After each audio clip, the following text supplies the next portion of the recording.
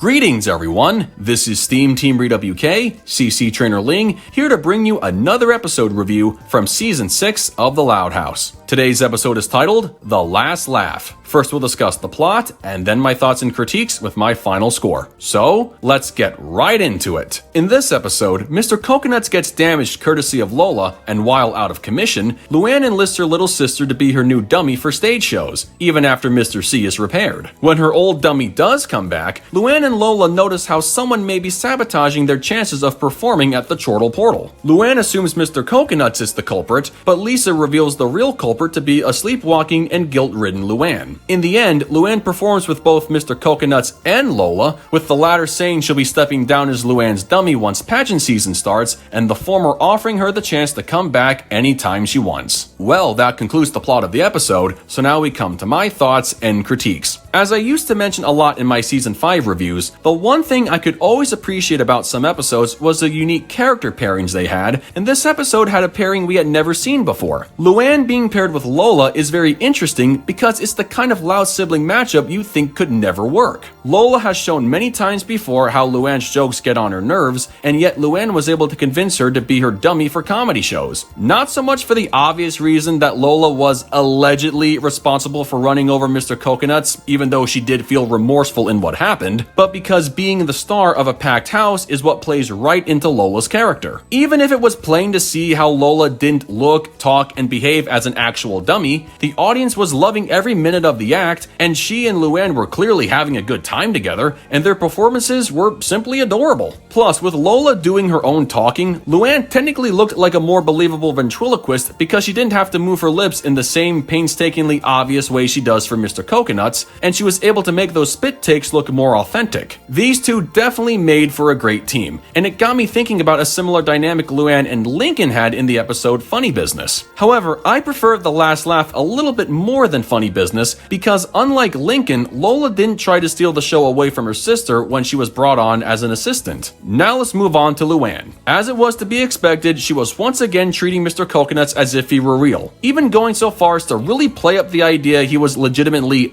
dying after colliding with Lola's princess car, which I will admit was pretty funny. However, even after he made a full recovery, Luan was hesitant about coming to get her old dummy and was straight up ignoring all of Dr. Ted's phone calls. It seemed as though Luan was having more fun with Lola than she could ever have with Mr. C, and noting how happy Lola was to be part of her big sister's act, Luan probably couldn't bring herself to dump her sister in favor of bringing back her old dummy, despite feeling some guilt when she started deleting some of the photos she had with him on her phone. The way I looked at it, I thought Luan was finally moving on from her old gimmick and onto something new. But sadly, that wasn't the case, and I guess this is where I can transition into the less than thrilling part of the review. I don't know if this is a popular or unpopular opinion, but this episode really missed the opportunity for Luan to officially retire Mr. Coconuts for good, and I honestly thought that was the direction the episode was going to take. I know he's been a staple to her character since the first season, but I've noticed how, despite my theory explaining why she uses her puppet to do some of the talking on her behalf, as I lay out in my review of Director's Rut, Mr. Coconut seems to hold Luan back from making great strides as a character. Look at how she performs without her puppet in episodes like Head Poet's Anxiety, and then compare those episodes to others where she does use her puppet, like Snoop's On, and you'll see a very noticeable difference. No matter what, you have to remember Luan is Mr. Coconuts, something Lola directly points out, and Luan is completely shocked upon hearing that. I understand Luan and Mr. C are sort of like the Mr. Garrison and Mr. Hat of the series, as in the human uses a puppet to switch personalities and channel the thoughts and feelings they really want to say, but I believe this episode pushed the concept too far in the wrong direction. I'm not sure if it's just me who thinks this, but this time it really looked like Luan had fully convinced herself her puppet was acting and talking on his own accord, yet the puppet only talked when her lips were moving. Seriously, she actually believed an inanimate object was responsible for all the sabotage being committed before the Chortle Portal show, and seemed to legitimately forget she is the only one who can bring him to life. She had her puppet criticizing what was basically the act he and Luan normally do, saying it's nothing he hadn't seen before and how the dribble glass routine was overdone. Again, she's the one who can make him say anything she wants him to say, and if Luan truly felt happier performing with Lola, she could have had her puppet give her his blessing to move on to bigger and better things, or something to ease her own guilt guilt while still believing this piece of wood was actually speaking for himself. She didn't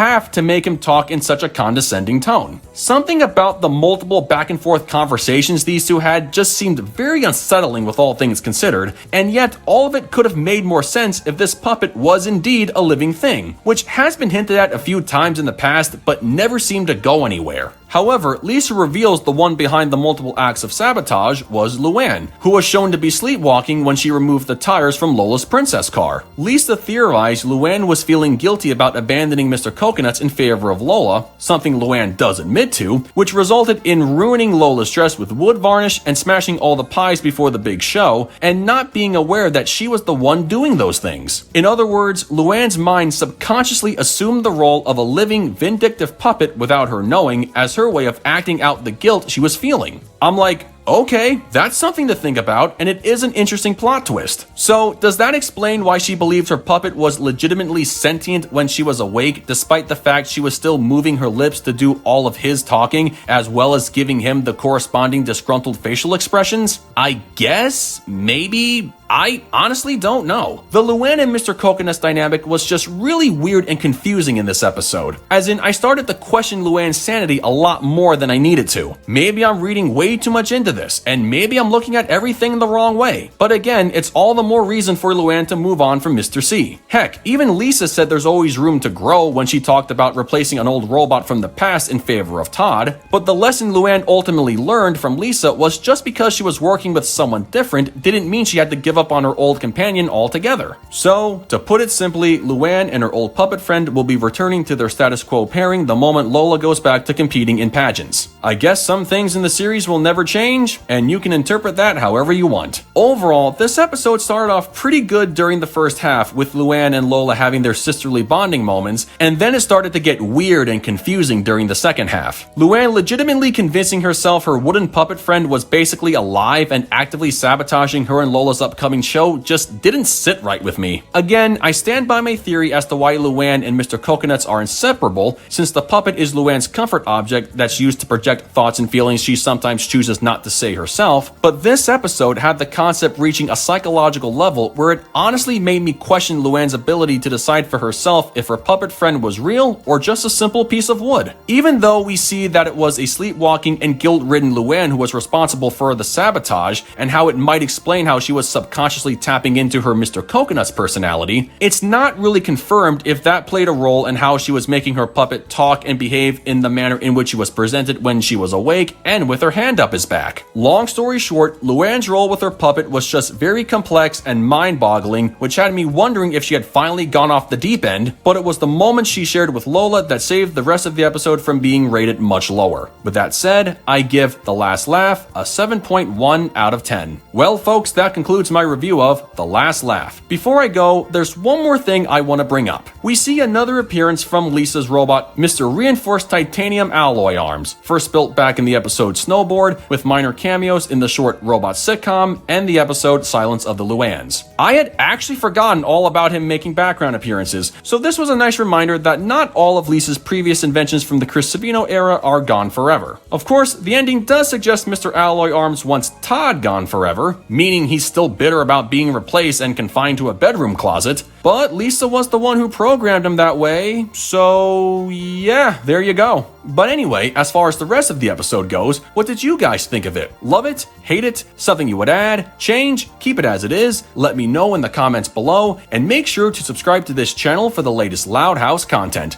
That's going to do it for me. I'll catch you guys for the next video, but until then, this is SteamTeamRedubUK, CC Trainor-Ling, signing off. Peace out, home slices.